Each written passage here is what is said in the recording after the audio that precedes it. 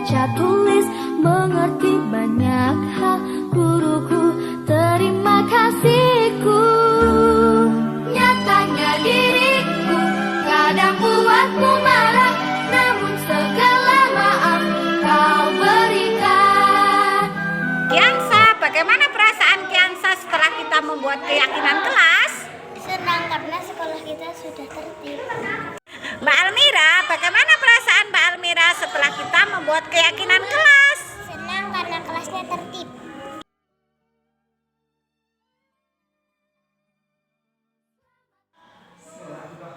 Assalamualaikum warahmatullahi wabarakatuh. Waalaikumsalam warahmatullahi wabarakatuh. Alhamdulillah wa syukurillah wa nikmatillah la haula wala quwata illa billah. Pada segenap Bapak Ibu Dewan Guru yang mengikuti acara diseminasi yang saya hormati, perkenankanlah sebelum acara kita mulai, marilah senantiasa kita panjatkan puji syukur kehadirat Allah Subhanahu wa taala atas segala limpahan nikmat, rahmat dan taufiknya. Alhamdulillah kita pada siang hari ini bisa berkumpul di ruang kelas 1 dalam keadaan sehat walafiat, tiada kurang suatu apapun. Berikutnya saya sampaikan terima kasih atas kesediaan dari Bapak Ibu Dewan Guru yang mengikuti acara diseminasi yang akan dipimpin oleh Ibu Raat selaku calon guru penggerak. Untuk itu, marilah pada acara ini kita gunakan semaksimal mungkin, sebaik mungkin kita selalu meningkatkan sharing kita terhadap perkembangan di dalam dunia pendidikan, khususnya yaitu dalam pelaksanaan calon guru penggerak. Untuk itu, karena ibu-ibu atau bapak yang lain yang belum mengikuti, ini adalah suatu pembelajaran yang baik. Marilah kita ikuti bersama-sama. Bapak Ibu bisa belajar dari apa yang nanti disampaikan oleh Ibu Ratna. Sebelumnya, saya selaku kepala sekolah mengucapkan terima kasih sekali dan apresiasi atas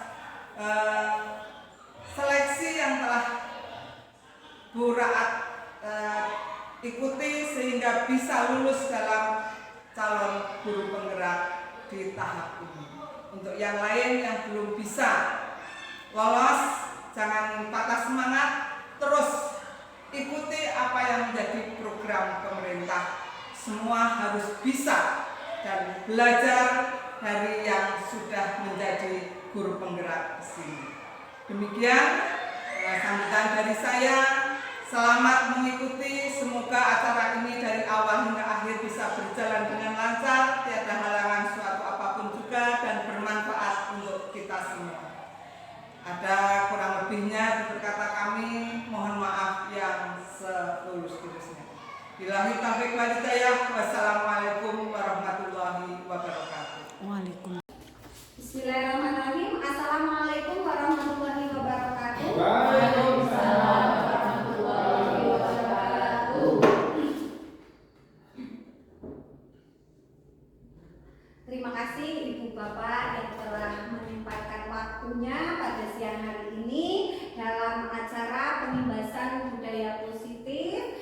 Saya selaku CGP Angkatan 9 pada hari ini akan menyampaikan kegiatan berkaitan dengan aksi nyata saya di modul 1.4 tentang budaya positif. Pertama-tama Bapak Ibu mungkin sudah tidak asing ya dengan kalimat budaya positif, karena di sekolah kita sudah ada CGP yang mengawalinya. Namun saya berharap pada hari ini Bapak Ibu tetap semangat untuk mengikuti kegiatan pada hari ini. Oke, Bapak Ibu. Semangat. Bapak Ibu, budaya positif. Apakah makna budaya positif sebenarnya? Di sini budaya positif di sekolah yaitu nilai-nilai dan kebiasaan-kebiasaan di sekolah yang berpihak pada peserta didik agar mereka dapat berkembang menjadi pribadi yang kritis, penuh hormat dan bertanggung jawab.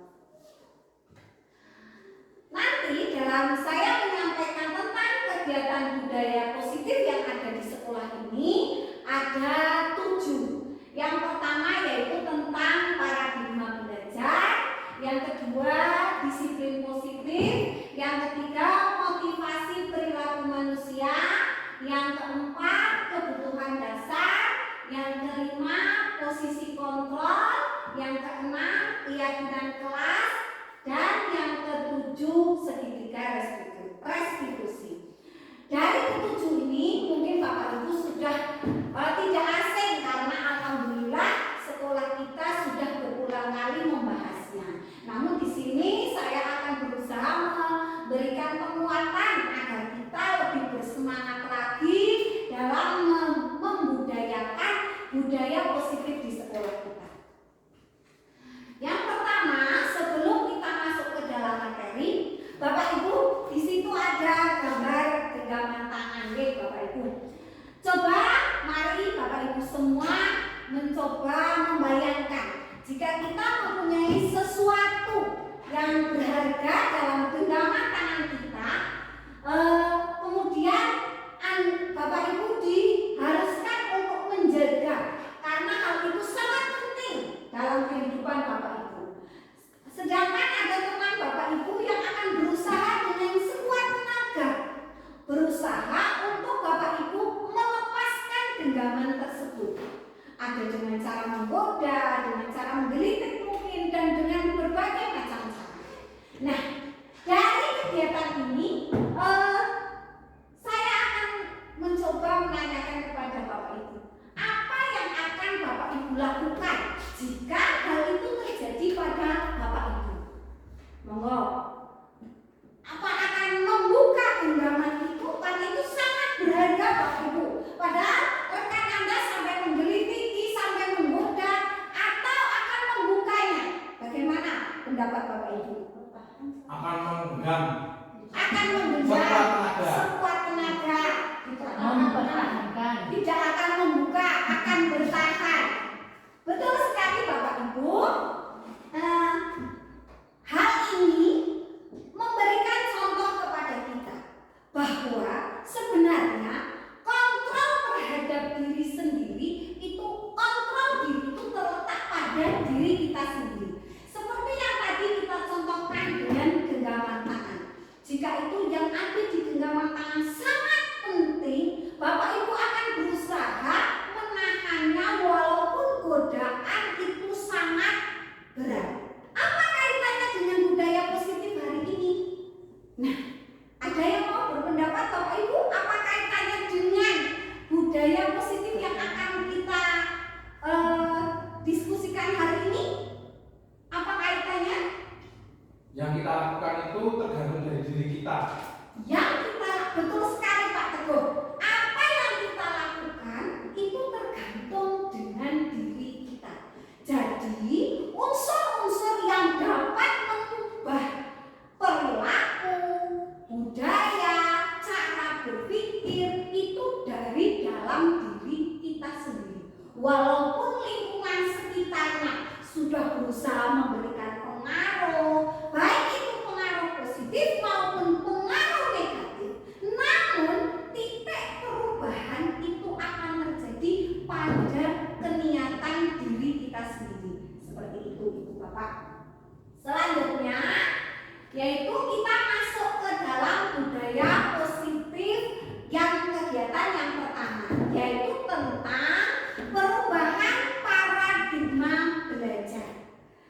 Di sini Bapak Ibu, pada kurikulum Merdeka kita sudah diminta untuk mengubah cara pandang kita tentang kegiatan belajar.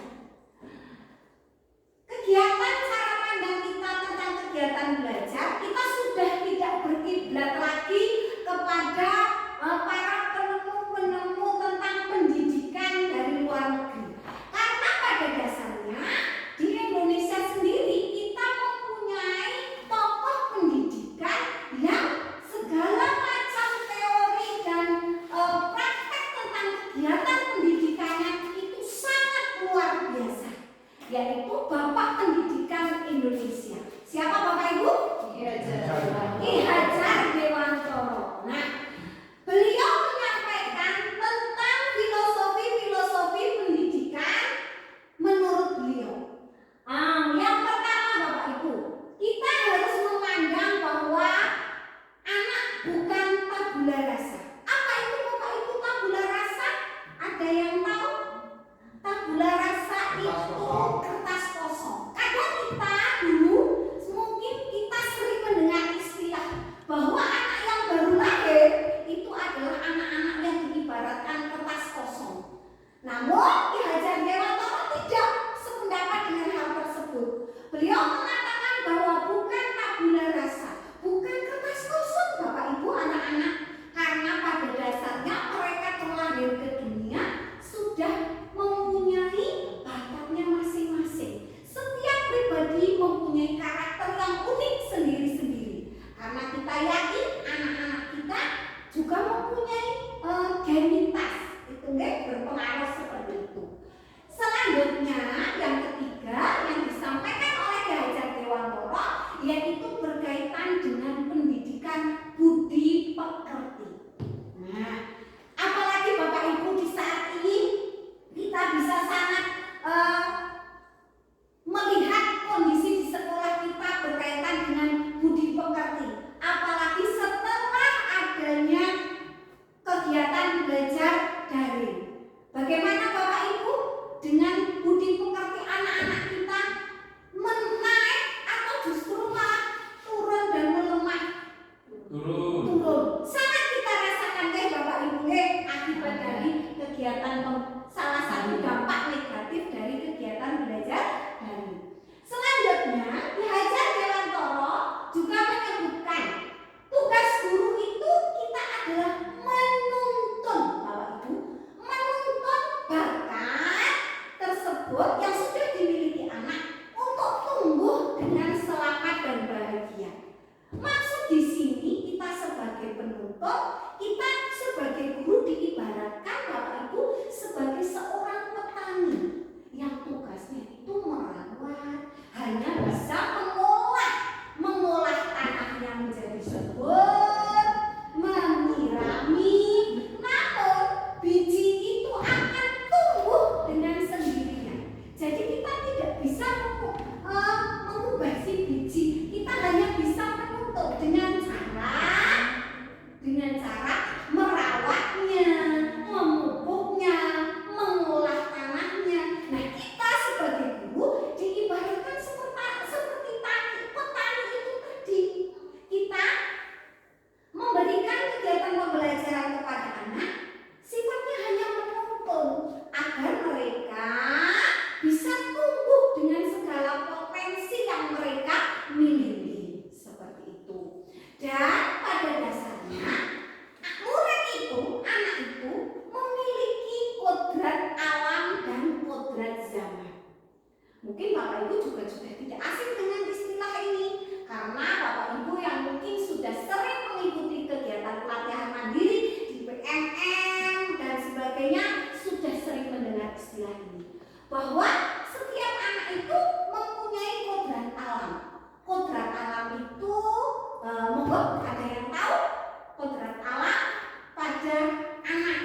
Menyesuaikan dengan lingkungannya. Menyesuaikan dengan lingkungannya. Betul sekali Pak Teguh. Kalau kodrat alam misal yang kita bisa contohkan dalam kehidupan sehari-hari di sekolah kita, contohnya seperti ini. Lingkungan sekolah SD Tanjung Anom itu termasuk religius karena banyak TPQ di sekitar sini. Terus kegiatan keagamaan masih kental di lingkungan sekitar sini. Itu salah satu yang dimaksud dengan kodrat alam. Terus anak-anak di sini juga tingkat budaya tradisionalnya masih sangat lekat.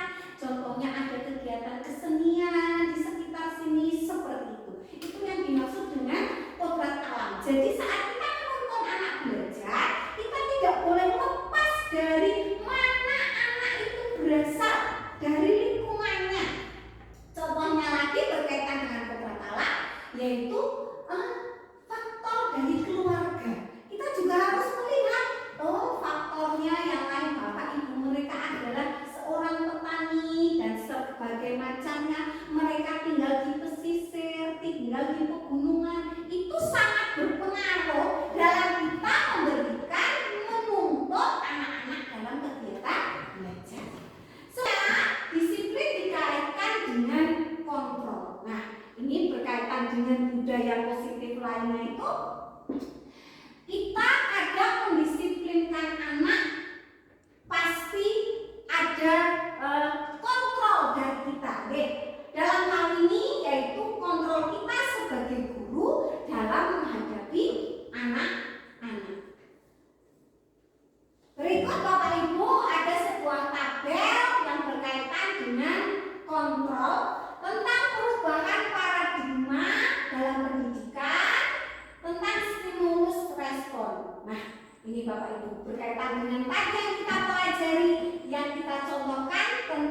genggaman tangan.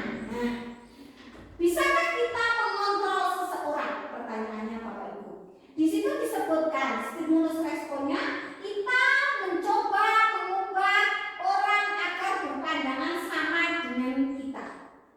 Teori kontrolnya, kita akan berusaha memahami pandangan orang lain tentang dunia. Selanjutnya yang kedua, perilaku buruk dilihat sebagai suatu kesalahan. Tuh, stimulusnya itu. Nah, teori kontrolnya, semua perilaku memiliki tujuan. Yang ketiga, orang lain bisa mengontrol saya. Stimulusnya. Teorinya, hanya Anda yang bisa mengontrol diri Anda sendiri. Seperti yang tadi sudah kita contohkan. Yang keempat, saya bisa mengontrol orang lain. Teorinya, Anda tidak bisa mengontrol orang lain, tidak bisa. Yang kelima, pemaksaan ada suatu bujukan gagal. Teori kontrolnya, kolaborasi dan kesepakatan menciptakan pilihan-pilihan baru. Yang berikutnya, model berpikir menang kalah. Nah, teori kontrolnya, model berpikir menang kalah. Nah, dari teori kontrol ini nanti dalam menerapkan budaya disiplin positif akan kita terapkan bahwa paradigma kita tentang kegiatan pembelajaran sudah mulai terbuka bahwa sebenarnya kita tidak bisa mengontrol anak-anak, namun kita harus membuka dengan cara menuntun agar anak-anak itu mempunyai kesadaran dari dalam diri kita sendiri. Maksud dari teori kontrol itu seperti itu. Selanjutnya yang kedua, kita sudah menginjak ke yang berkaitan dengan budaya positif yang kedua. Oke, Bapak Ibu, nggih. Yang berikutnya yaitu tentang disiplin positif. Apa itu Bapak Ibu disiplin positif? Nah, monggo Bapak Ibu. Di situ disampaikan disiplin positif. Kata disiplin seringkali Bapak Ibu dikaitkan dengan apa Bapak Ibu? Tata tertib, aturan, nggih napa mboten? Nah, kata disiplin itu seringkali dihubungkan dengan tata tertib, aturan, bahkan nanti tindak lanjut di belakangnya kadang kita sering memberikan hukuman berkaitan dengan hal tersebut. Namun sesungguhnya Bapak Ibu, dimaksud dalam kegiatan disiplin positif ini adalah itu menerapkan budaya disiplin tanpa harus dengan kekerasan, tanpa harus hukuman, namun akan menjadi sebuah disiplin itu adalah proses belajar. Jadi diharapkan dalam kita mendisiplinkan siswa itu didasari dengan cara kegiatan belajar, proses belajar yang akan tumbuh dari rasa kesadaran anak itu sendiri. Seperti itu. Nah, di sini Bapak Ibu, disiplin positif, disiplin itu dilakukan bukan karena rasa takut. Jadi bukan karena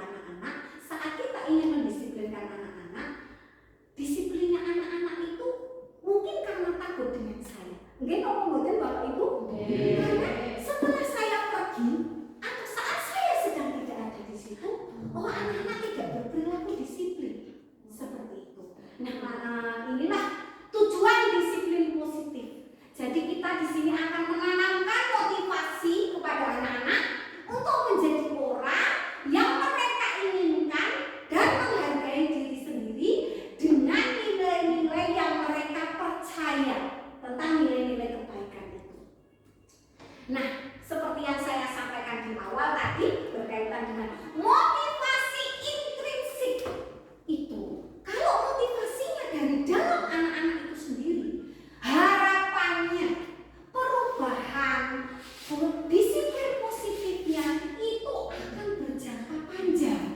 Tidak seperti yang tadi saya contohkan Bapak Ibu. Begitu saya keluar, anaknya tidak tertib lagi, tidak disiplin lagi. Berarti berjangka pendek.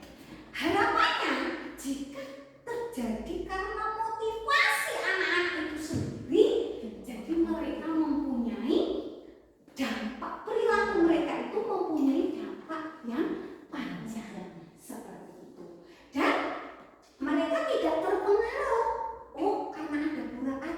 Oh, karena nanti aku disiplin dapat hadiah. Oh, kalau aku tidak disiplin nanti aku dihukum oleh Pak Tommy. Bukan karena itu. Seperti itu, Ibu Bapak. Selanjutnya Bapak Ibu, yaitu berkaitan dengan nilai kebajikan universal. Menurut Ki Hajar Dewantoro, disiplin sebagai bentuk kontrol diri untuk mencapai tujuan yang mulia. Berarti di sini proses disiplin itu adalah sebuah proses belajar agar anak-anak mampu mengontrol dirinya. Namun mengontrol dirinya itu berdasarkan dari keyakinan diri sendiri untuk mencapai nilai-nilai kebajikan universal. Tujuan tersebut mengacu pada nilai-nilai yang mulia yang dianut seseorang atau yang dinamakan nilai kebajikan yang universal, atau Bapak Ibu lebih sering mengenalnya sekarang dengan dimensi yang ada dalam profil belajar Pancasila. Bapak Ibu sudah tidak asing ya? Apa itu profil belajar Pancasila? Kami ingatkan lagi. Yang pertama, beriman dan bertakwa kepada Tuhan Yang Maha Esa dan berakhlak mulia. Yang kedua, mandiri. Yang ketiga, bernalar kritis. Yang keempat, berkebinekaan global. Yang kelima, gotong royong. Dan yang keenam, kreatif. Inilah Bapak Ibu yang disebut dengan nilai-nilai kebajikan universal. Jadi diharapkan dengan menerapkan budaya disiplin positif, anak-anak mencapai pada dimensi-dimensi profil pelajar Pancasila. Nah, tidak terasa Bapak Ibu, kita sudah mencapai pada kegiatan budaya positif yang ketiga yang akan kita pelajari bersama-sama, yaitu tentang motivasi perilaku manusia. Berkaitan dengan hal tadi Bapak Ibu tentang kontrol diri, karena setiap kegiatan manusia pasti punya unsur dasarnya. Apa sih yang mendasari? Oh, Bu Lisna melakukan kegiatan A, oh Pak Dwi melakukan kegiatan B. Kan pasti punya dasar, ada yang mendasarinya. Nah, Bapak Ibu, di sini saya akan menampilkan beberapa yang saya kasih tanda merah itu adalah contoh-contoh kalimat agar kita belajar mengetahui motivasi perilaku manusia. Yang pertama Bapak Ibu, untuk menghindari ketidaknyamanan atau hukuman. Nah, di situ berarti yang mendasarinya adalah apa yang akan terjadi apabila saya tidak melakukannya. Oh, saya melakukan A karena saya takut dihukum. Oh, saya melakukan B karena saya baru mendapatkan hadiah. Nah, itu berarti dorongannya dari dalam atau dari luar Bapak Ibu?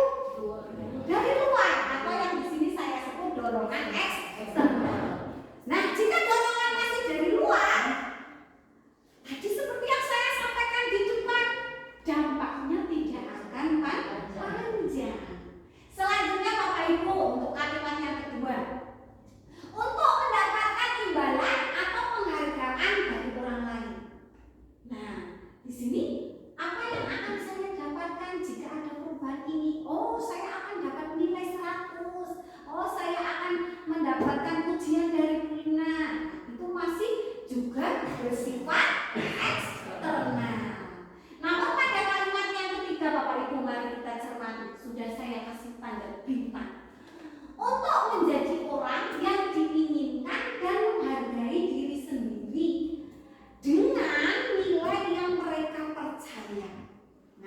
Maka di sini akan menjadi orang yang seperti apa jika saya melakukannya.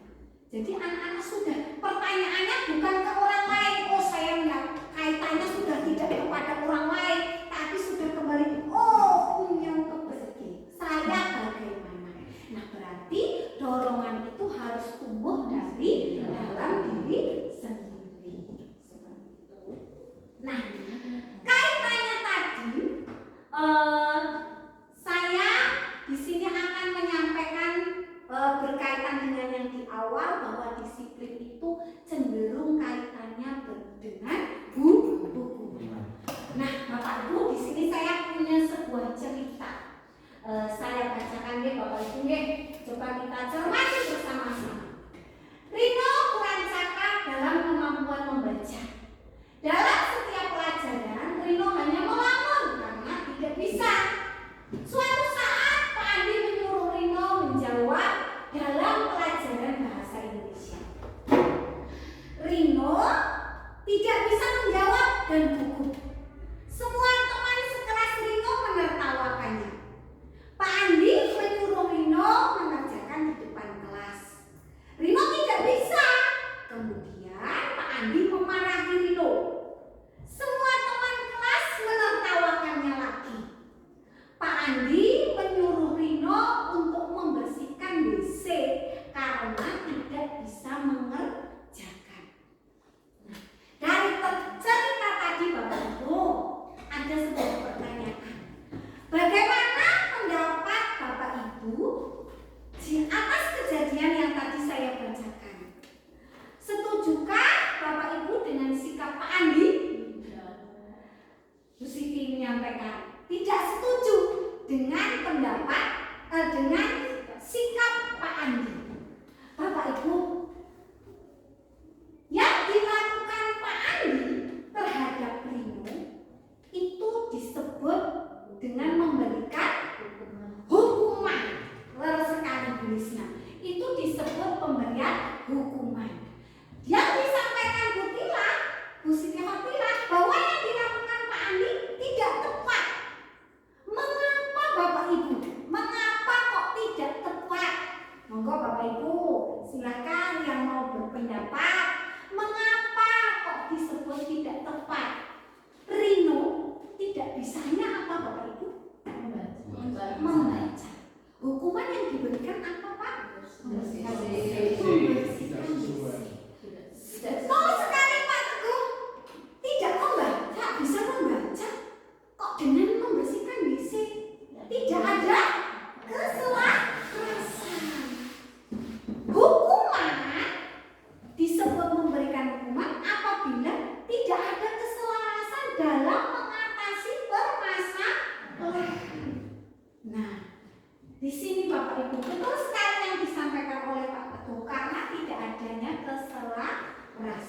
Nah, Bapak Ibu, selanjutnya itu tadi bersifat hukuman. Nah, kita akan mempelajari. Mungkin Bapak Ibu sudah mengenalnya, mungkin dalam kegiatan PNM ataupun dalam kegiatan yang pernah disampaikan oleh Pak Teguh. Karena apa yang akan kita pelajari hari ini sudah tidak asing. Namun untuk selalu mengingatkan kita kembali seperti itu. Dan ada semacam pengukuhan agar kita lebih baik lagi dalam melayani anak-anak kita. Berkaitan dengan hukuman, konsekuensi, dan restitusi. Apa yang disampaikan Bu Siti Khotilah tentang hukuman terhadap Roni tadi tidak tepat. Ya betul. Mengapa? Nah, karena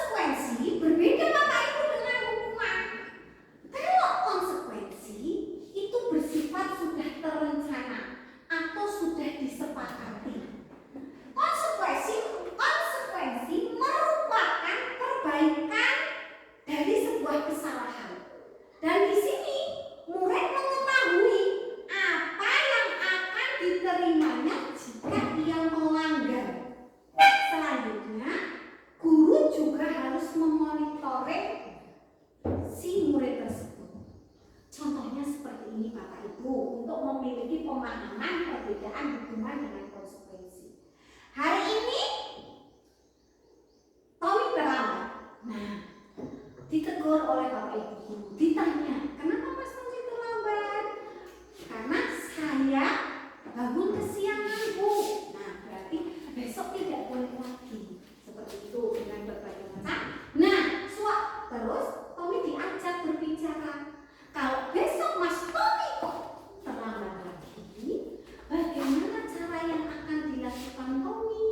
Nah berarti dia sudah tahu bahwa akan konsekuensi setelah dia melanggar berikutnya. Itu namanya konsekuensi. Seperti itu. Nah dalam kegiatan ini berarti kan ada kontrol kita sebagai guru untuk selalu menanyakan kepada murid. Contohnya lagi dalam konsekuensi, hari ini Mbak Lisna tidak mengerjakan PR. Misalnya sudah diingatkan, terus terjadi sebuah kesepakatan. Jangan kalau Mbak Lisna tidak mengerjakan PR lagi, apa yang akan dilakukan? Saya akan mengerjakannya di luar pun sendirian. Contohnya seperti itu. Berarti saat itu terulang lagi, Bu Lisna sudah tahu. Nah, seperti itu yang disebut dengan konsekuensi. Namun ternyata Bapak Ibu, ada sebuah langkah yang lebih tepat kita pakai sebagai guru dalam menuntun perkembangan anak tersebut.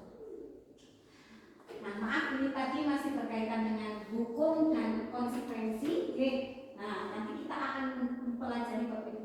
Mak, ini termasuk hukuman atau konsekuensi? Bapak Ibu nanti dijawab dari sebelum saya mengarah ke selanjutnya, ternyata ada yang lebih tepat dibandingkan dengan hukuman dan konsekuensi. Nah, sampai sini Bapak Ibu coba kita lihat dari yang bagian pertama Bapak Ibu, kalimat yang pertama. Nanti Bapak Ibu bisa menindaklanjuti itu termasuk hukuman atau konsekuensi, ya? Yang pertama, Bapak Ibu, lari mengelilingi lapangan karena terlambat. Hukuman. Yang kedua, membersihkan meja yang dicoretnya. Konsekuensi. Karena timbul dari sebuah akibat. Yang ketiga, berjemur di lapangan karena mengobrol saat belajar. Hukuman karena tidak ada keselarasan. Yang keempat, membersihkan WC karena mematahkan pensil. Ya, orang sekali Bapak Ibu. Yang berikutnya, mengganti kertas temannya yang disobek. Konsekuensi. Nah, Bapak Ibu ternyata Bapak Ibu sudah paham. Selanjutnya kita akan berdiskusi, kita akan belajar bersama bahwa Bapak Ibu tentang penghargaan yang dapat mendukung. Ternyata Bapak Ibu tidak semua saat kita memberikan penghargaan kepada anak itu akan memberikan dampak positif. Di sini kita akan mempelajari tentang dampak negatif dari sebuah penghargaan. Bahwa penghargaan itu akan memberikan pengaruh bisa berjangka pendek ataupun jangka panjang. Yang kedua, penghargaan tidak efektif karena berharap mendapat penghargaan dan jika tidak mendapatkannya akan menimbulkan rasa kekecewaan dan akhirnya tidak berusaha keras lagi. Berikutnya, penghargaan bisa merusak suatu hubungan karena akan menimbulkan rasa iri. Penghargaan juga akan menurunkan kualitas, bisa mematikan kreativitas. Penghargaan juga bisa menghukum, seperti prankingan. Maka hari itu sekarang kita sudah tidak menggunakan prankingan lagi, Bapak Ibu, karena pada dasarnya setiap anak pasti memiliki kelebihan dalam bidangnya masing-masing. Nah, yang berikutnya motivasi intrinsik, yaitu motivasi dari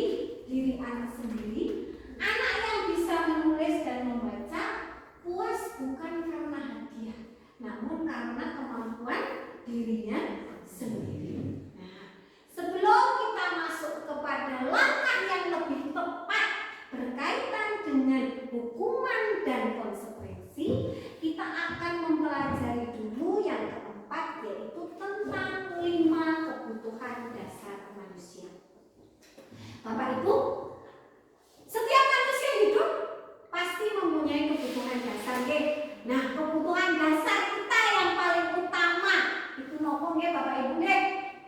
Makan. Makan. Minum nggih, makan.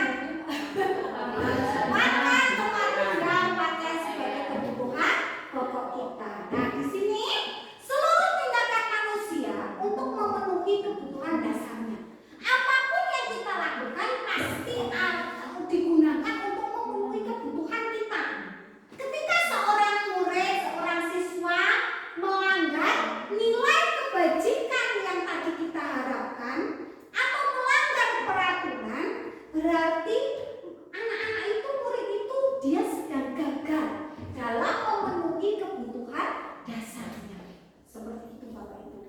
Jadi saat anak-anak itu kok tidak sesuai ya dengan aturan, dengan kesepakatan kelas yang telah kita buat, itu pada dasarnya anak-anak sedang gagal dalam memenuhi kebutuhan dasar mereka.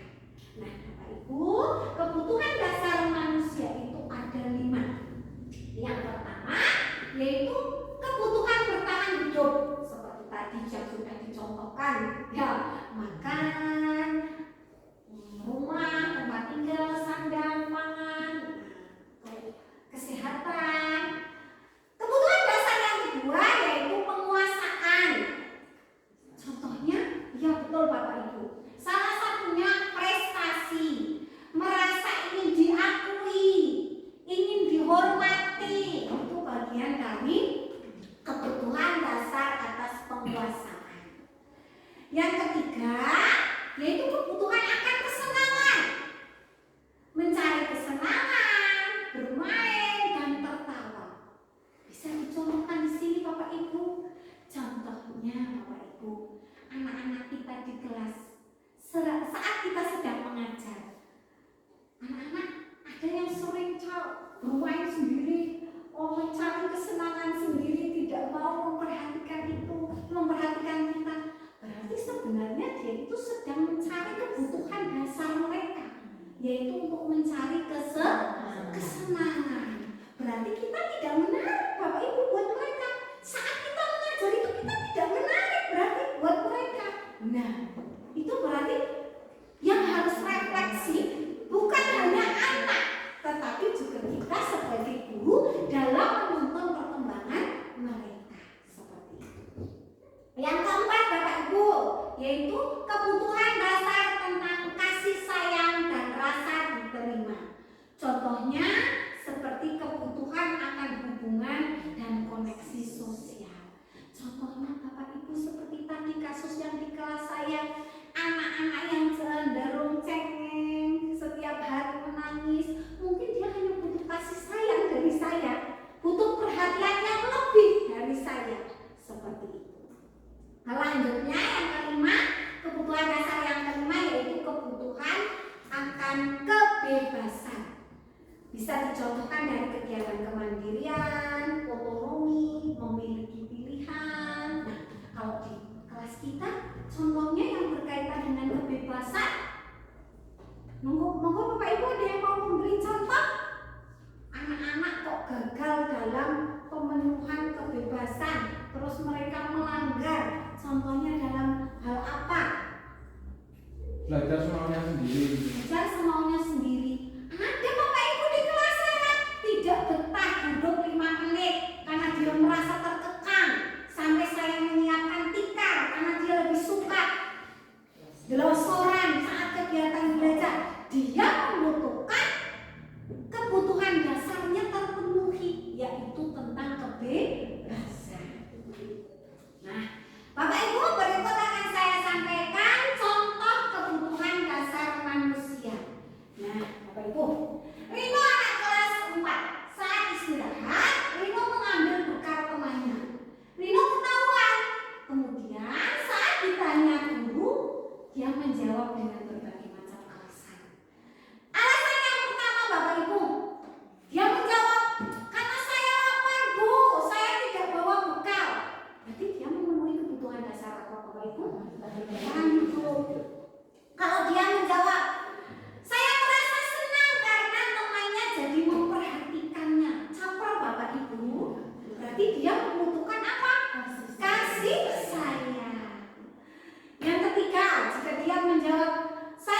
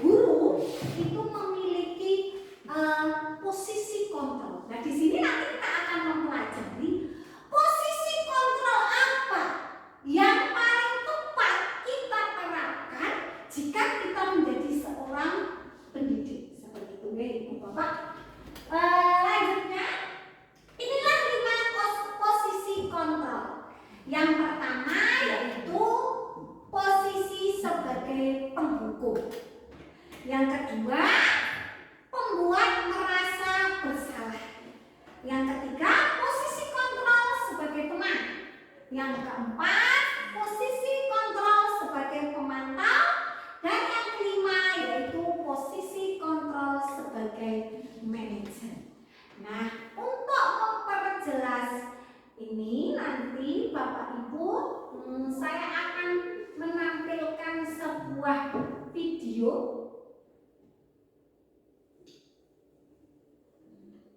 agar Bapak Ibu lebih paham tentang 5 posisi kontrol.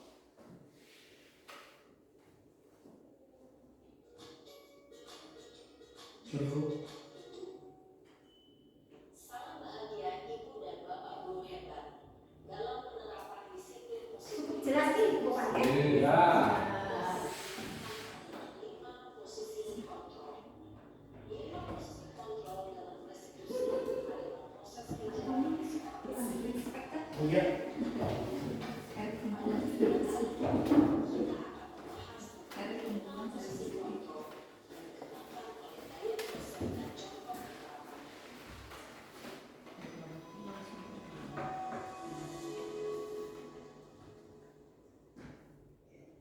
Posisi kontrol itu adalah 1.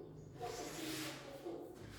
2. Posisi pembuat rasa bersalah. 3. Posisi teman. 4. Posisi pemantau atau Itu yaitu posisi sebagai teman.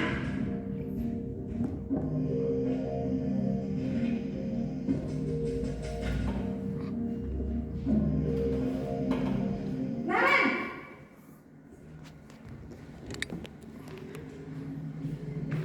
Selamat pagi Bu. Wah, sudah jam berapa ini nak?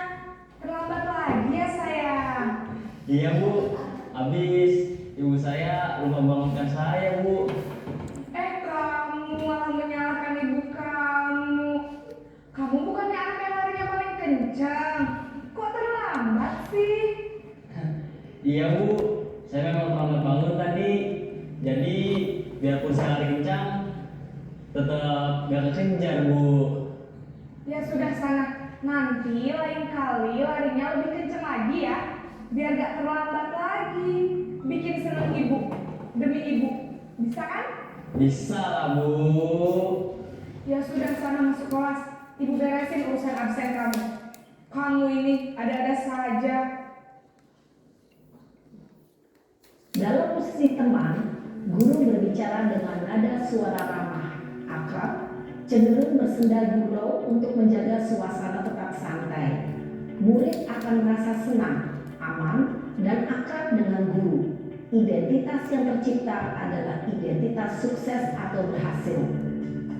Namun, perlu diingat, karena ini masih dorongan eksternal, maka ada faktor ketergantungan dari murid kepada orang tertentu. Di sini guru aksennya, sehingga di lain waktu murid bisa berperilaku baik, namun hanya kepada orang-orang tertentu saja. yang keempat posisi pemantau Bapak Ibu.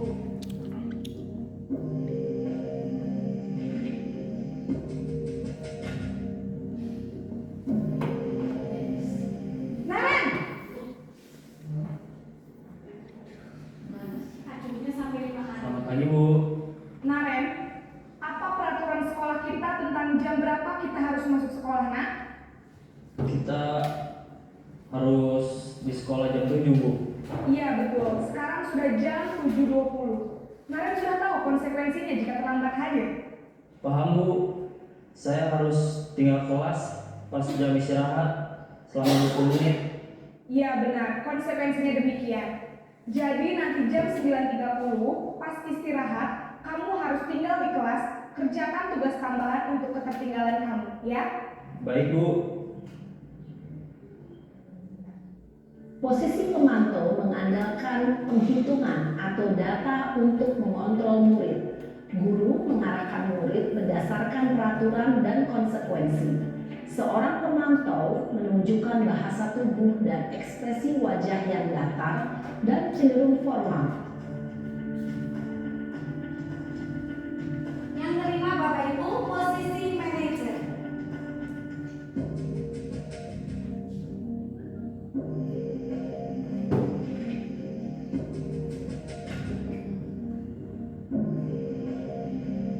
Naren!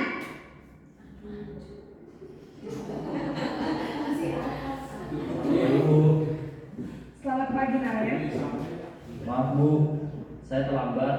Iya, sekolah masuknya jam 7, sekarang sudah jam 7.20. Jadi sekarang bagaimana ini, Naren? Maaf Bu, saya lupa setel alarm saya semalam. Baiklah, menurut kamu, keyakinan sekolah yang mana yang perlu kamu tingkatkan? Menghargai diri sendiri dan orang lain mungkin ya Bu. Setuju. Jadi, apakah Naren meyakini prinsip saling menghormati tersebut? Iya Bu, saya meyakininya. Apakah Naren bersedia memperbaiki masalah keterlambatan ini? Bersedia Bu. Bagaimana kamu akan memperbaiki masalah keterlambatan ini? Saya akan coba untuk tidak lupa menyetel alarm saya Bu. Baik, kalau Naren lupa menyetel alarm di rumah, ada orang yang kira-kira bisa bantu mengingatkan tidak? Ada Bu, kakak saya, Kak Emma. Ada lagi selain Kak Emma? Selain Kak Emma, ada ibu saya. Baik, jadi yang mengingatkan Naren adalah Kak Emma dan ibu kamu ya? Kira-kira akan mulai setel alarm kapan nih, Naren? Setelah pulang sekolah, akan segera saya lakukan. Baik, jadi Naren akan setel alarm untuk bangun besok pagi dan akan diingatkan oleh kakak dan ibunda Naren ya. Ada lagi yang mungkin perlu dilakukan Naren agar tidak terlambat bangun lagi? Tidak ada Bu. Baik Naren, terima kasih untuk kerjasama kamu. Sekarang kamu perlu kembali ke kelas untuk belajar. Baik Bu, terima kasih. Demikian Bapak Ibu. Posisi manajer adalah posisi kontrol yang disarankan untuk membimbing murid-murid.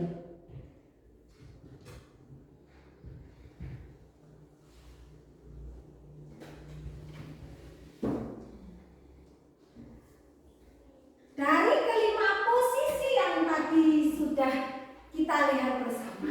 Jadi sebagai guru, posisi yang paling tepat untuk kita yaitu posisi yang mana Bapak Ibu? Posisi manajer, Bapak Ibu. Nah, betul sekali. Sebelum masuk ke PLN, betul sekali yaitu posisi manajer. Mengapa Bapak Ibu? Kenapa kok Bapak Ibu pilih posisi yang kelima? Moga Bapak Ibu siapa yang mau berpendapat kenapa Bapak Ibu kok pilih posisi yang kelima? Karena lebih bijak atau santun. Lebih bijak dan lebih santun. Karena kita melibatkan siapa Bapak Ibu? Melibatkan si murid itu langsung. Dan Bapak Ibu tadi melihat Naren bahwa Naren berusaha menyelesaikan permasalahan dia sendiri. Betul sekali Pak Pur, terima kasih atas pendapatnya. Selanjutnya Bapak Ibu, setelah mengetahui 5 posisi kontrol dan yang paling tepat bagi kita sebagai seorang guru adalah posisi manajer, kita masuk ke kegiatan belajar kita yang ke-6 yaitu tentang keyakinan kelas. Pada proses kegiatan keyakinan kelas ini saya tidak akan begitu panjang karena alhamdulillah kita perlu syukuri bersama bahwa di SD Negeri 1 Tanjung Anom di semua kelasnya kita sudah menerapkan keyakinan kelas. Berdasarkan dari kegiatan Pak Teguh pada CGP angkatan 6, kita sudah menindaklanjuti semuanya tentang kegiatan keyakinan kelas. Diikuti juga dengan kemarin waktu Bapak Kepala Dinas yang selalu menghimbau kepada kita, Ibu Korwe yang selalu menghimbau mengingatkan kepada kita bahwa kita diminta untuk segera membuat mengubah bentuk peraturan-peraturan yang ada di kelas kita menjadi sebuah keyakinan kelas. Ya Bapak Ibu, di sini akan kita sekilas saja hanya untuk pemantapan. Yang pertama, mengapa kita memiliki aturan dalam menggunakan helm saat berkendara? Masih ingat ya Bapak Ibu yang sudah belajar PMM, sudah belajar dulu dengan Pak Teguh bahwa ternyata kesadaran itu muncul harus dari dalam diri kita sendiri. Nah, saat muncul dari dalam diri kita sendiri akan menjadi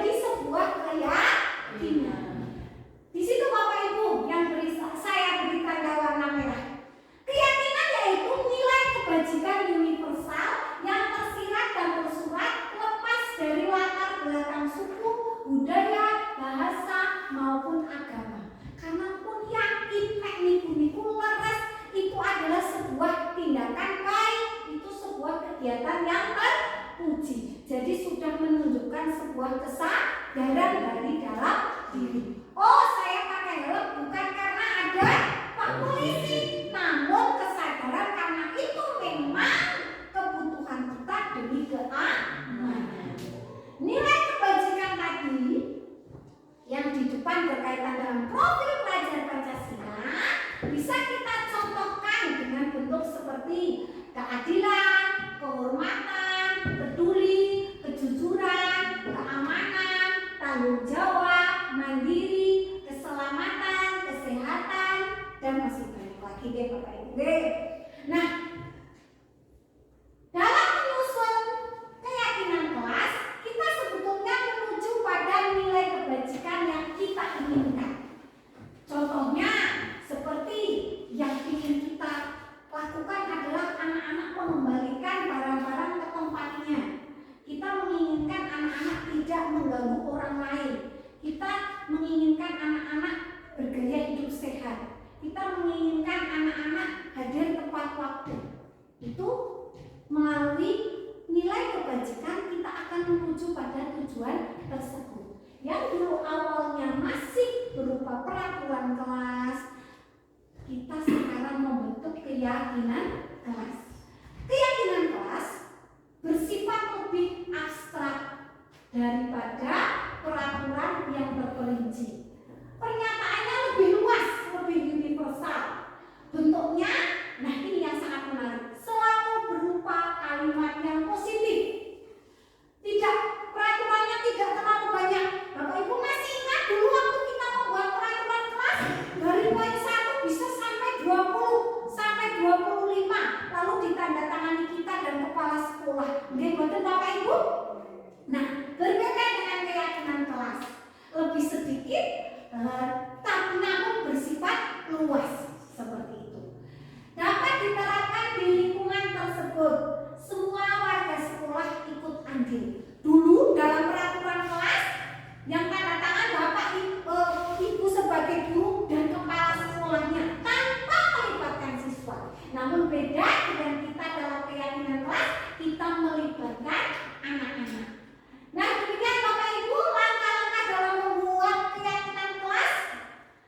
Banyak, yang pertama yaitu semua warga kelas ikut dalam kesepakatan curah pendapat. Sudah pernah kita lakukan deh Bapak Ibu deh? Sebelum kita membuatnya, lalu kita mencatatnya. Lalu kita membuat kalimat positif membantu anak-anak. Dari apa yang sudah mereka tuliskan di kertas, kita mengubahnya menjadi kalimat positif. Contohnya, waktu anak-anak kita menuliskan tidak boleh buang sembarangan. Nah, kita membantu mengubahnya menjadi apa Bapak Ibu? Menjaga kebersihan.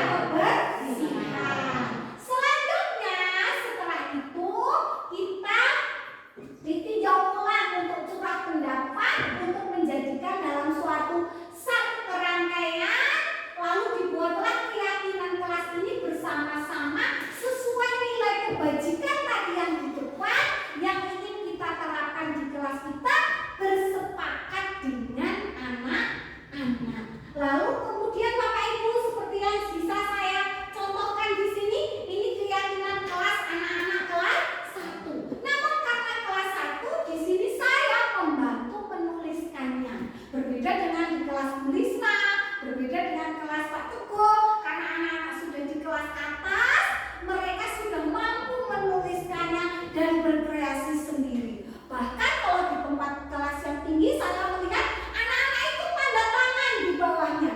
Kemarin saya tidak jadi Bapak Ibu anak-anak dengan tanda tangan, karena saat saya mengimbau, ayo mau kita tanda tangan apa tidak, anak-anak malah bingung. Bunda, aku tanda tangannya jadi seperti apa ya? Nah, itu bedanya saat kita menerapkan di kelas rendah dan kelas tinggi. Namun walaupun di kelas rendah ya Bu Vika ya, kita ya anak-anak mudeng diminta untuk tanda tangan. Yang penting kita sudah berusaha melakukan langkah-langkah untuk menumbuhkan bahwa aturan-aturan yang dulu ada di kelas menjadi sebuah keyakinan kelas. Di sini kita hanya berbagi pengalaman saja, karena semua Bapak Ibu guru di SD Negeri 1 Tanjung Ana di kelasnya sudah membuat keyakinan kelas.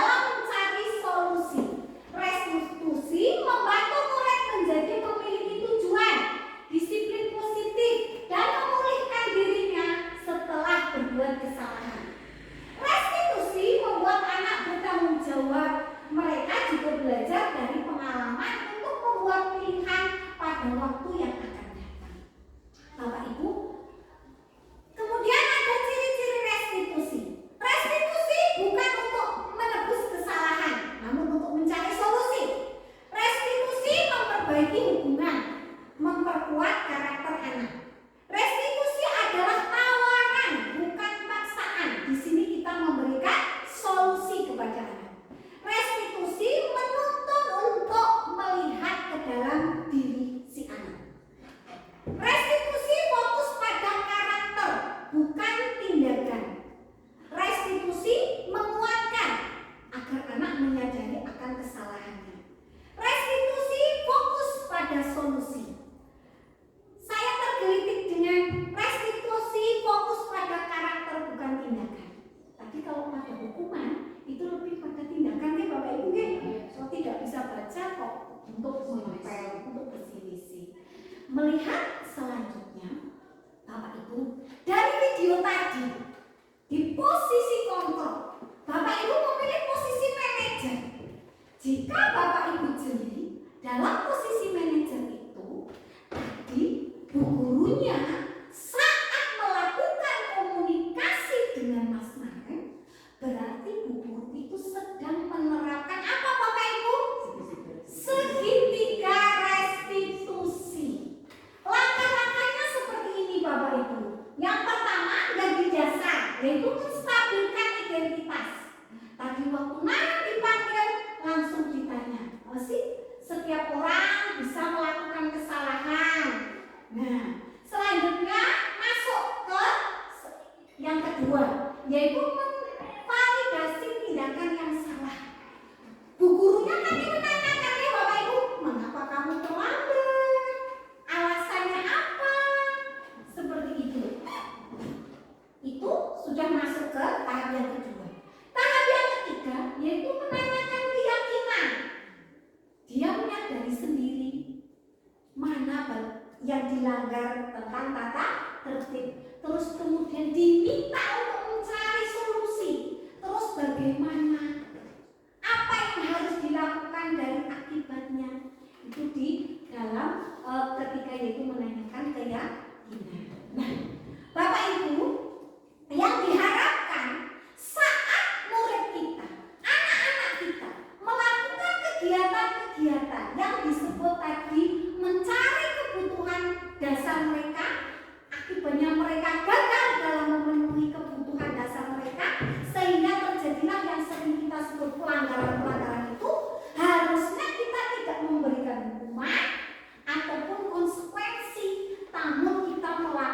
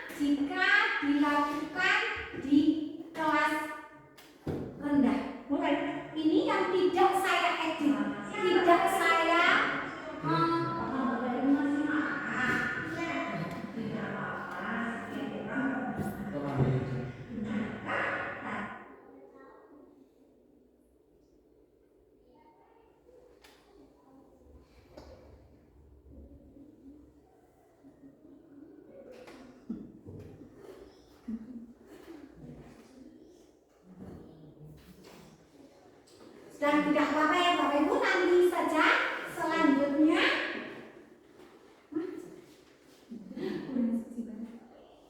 Nah, Keluarkan dulu.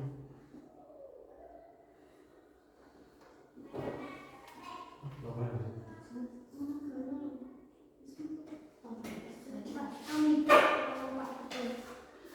Nah, baik, itu lanjut. Contohnya, maaf ya Bapak Ibu karena ada kesalahan dalam video. Intinya dalam kita menerapkan segitiga restitusi di kelas rendah, kita menggunakan bahasa yang lebih mudah.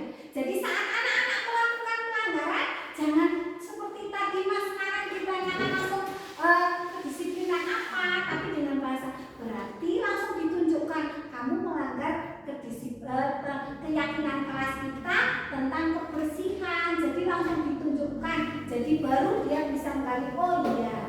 Jadi kalimatnya lebih sederhana. Selanjutnya Bapak Ibu, rencana tindak lanjut saya setelah kegiatan hari ini yaitu membagi pengetahuan dengan Bapak Ibu semua seperti yang saya lakukan pada hari ini. Terus melakukan pengamatan tindakan kepada siswa yang telah saya lakukan untuk restitusi, melatih siswa disiplin positif mulai dari kelas saya, berkolaborasi dengan kepala sekolah dan teman sejawat untuk menggalakkan kebiasaan yang menghasilkan dan menanamkan disiplin positif.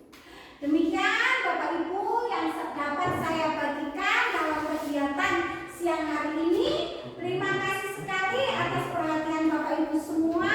Semoga kegiatan belajar kita pada siang hari ini bisa bermanfaat, menambah ilmu kita semua.